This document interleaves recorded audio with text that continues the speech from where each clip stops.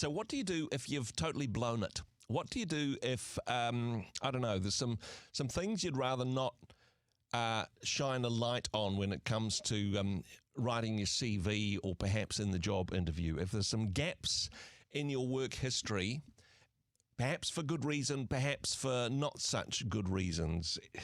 I know for a lot of people this may be a stumbling block or a barrier to helping them get back on the horse, as it were, going, look, I could never apply for a job because of this incident that happened a certain time ago.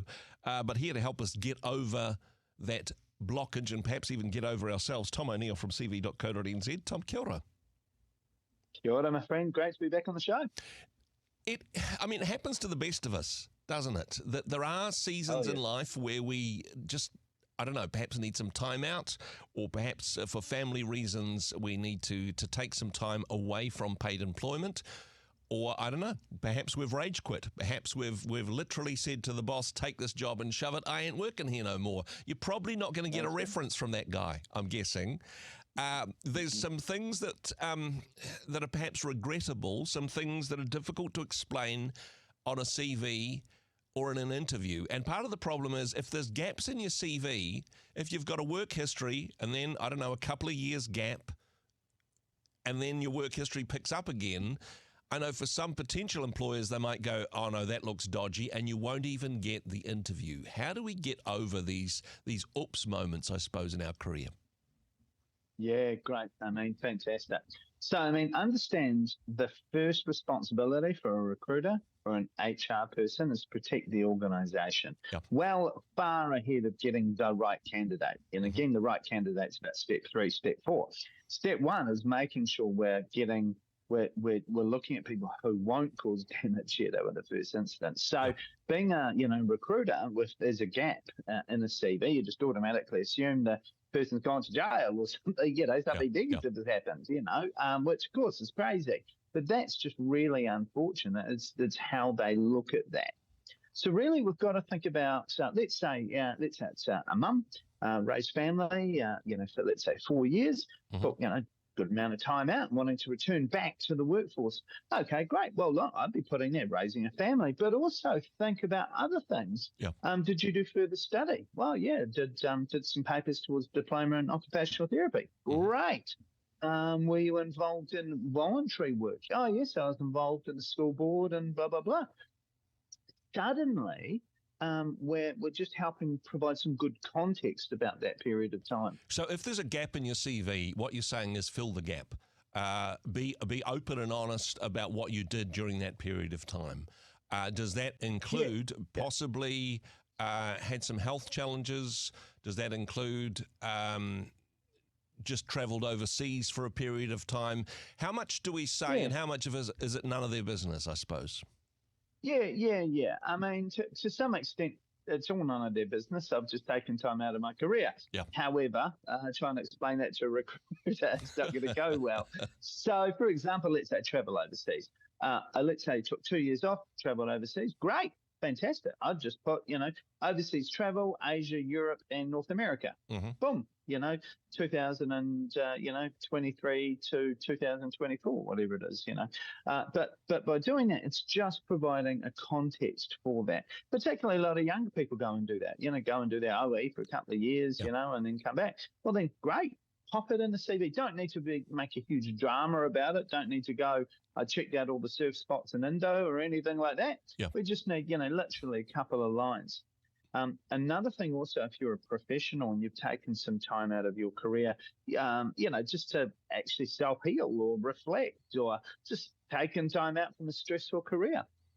You want to plug that gap as a sabbatical, because particularly executives take career sabbaticals, but making sure it's in the CV. So myself as a recruiter, an HR manager, I open up the CV, the last 12 months you've had a career sabbatical, you've done some travel, done some further study. Great, makes perfect sense. Yeah. What if it is something like more like a burnout situation? That you were working and working and working and you were trying to stuff it down and then you ended up in a space where you actually just hit the wall and it took you time to recover. I suppose from a potential employer's point of view, that could be seen as a risk or a weakness or a liability. At the same time, we're wanting to be open and honest. Is there euphemisms we could use? What would your advice be, Tom? Mm-hmm. Well, understand the CV is your brochure. Mm-hmm. It's the job of the CV is to get your backside on a seat in front of the employer ethically and honestly, obviously. So a lot of the stuff around the ins and outs, you can communicate at the interview. You don't need to communicate it necessarily in the CV. Mm-hmm. And in fact, if you do, chances are on many occasions it's going to count against you. Yeah.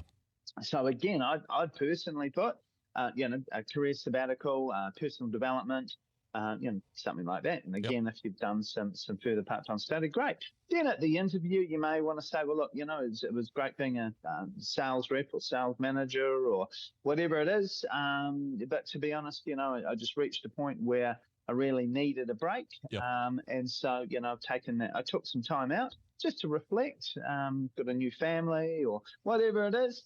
And just sort of take 6 months out. I've done that, and now I'm really excited about this new opportunity. Use that to then springboard into the excitement of this role. I've been refreshed. I've taken that time out. It's been great, and I'm really excited about this role of blah, blah, blah. What about situations where you have left your previous employment on bad terms? Perhaps you have rage quit, as it were. You're not likely to get references, but how honest do you need to be about what happened there?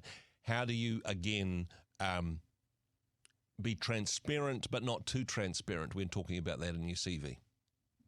Yeah, I know myself. I've had a situation. Didn't rage quit, thankfully, but contract came to an end, And so in terms of a referee, I used not my direct boss because didn't quite pan out relationally. Nothing negative, but I just didn't get a sense it was going to be great. Yep. So I had a look at who else I reported to in a dotted line respect. Mm-hmm. And I had a dotted line report to the operations manager who loved me. Yeah. And, he was very happy to be my referee. And directly off the back of that, I got a new role. Mm-hmm. And so you kind of think about, if there's someone who, you may be, your old boss, a bit tricky. Is there someone else in the organisation who you had a dotted line report to that you can include? Or a former boss who used to work there, who you reported to and you loved, they moved on. Great, we'll use them. Yeah. In that situation, you're probably going to get asked the question, okay, let's say you've covered the gap in your CV, you've got the interview, and that question of, so why did you leave your last role? Again, an opportunity for honesty, but perhaps not so much transparency. What would your advice be, Tom?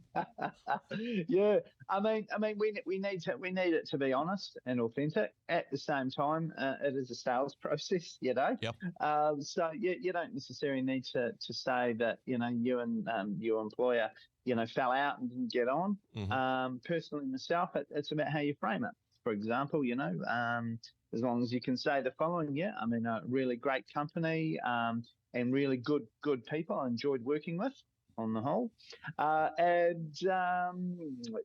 just really felt it was time for me to move on and take a look at just where I wanted to go in my career. So I've taken that time out and I'm now really excited about this new opportunity. Looking for new opportunities. That's a great way of phrasing it.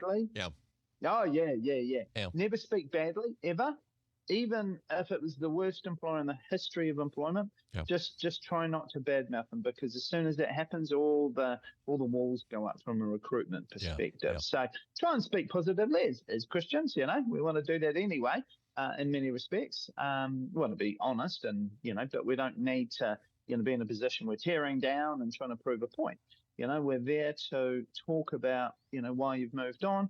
You can talk about that in a development stage, working with the client at the moment who just really felt there was a disconnect in terms of where the organisation was going and where they wanted to move to. Yep.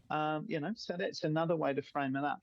But again, finish it with, but I'm excited about this new opportunity, to try and deflect from that.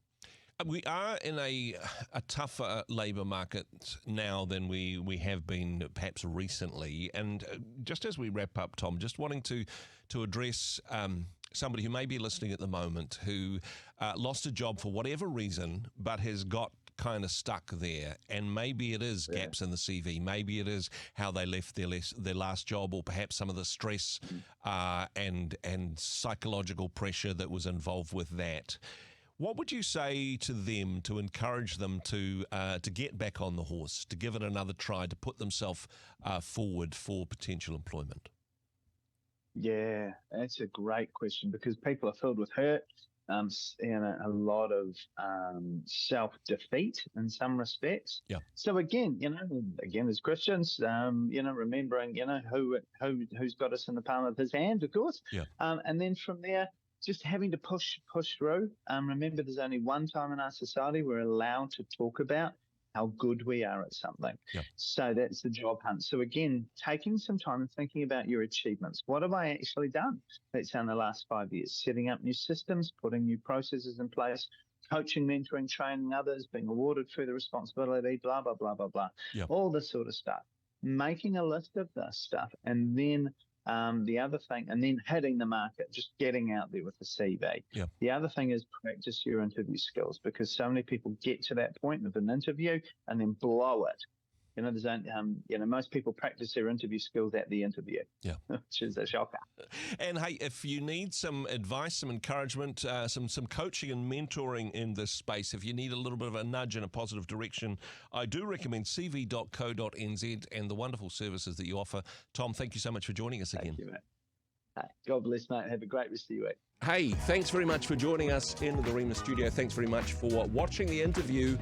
It's kind of nice to have an audience, actually. And if you did like what you watched, then do give us a like, do give us the thumbs up. And if you'd like to see more interviews like that one, or perhaps even better, subscribe and those interviews will come straight to you. Don't forget to turn on your notifications, and we'll see you in the next one. Cheers.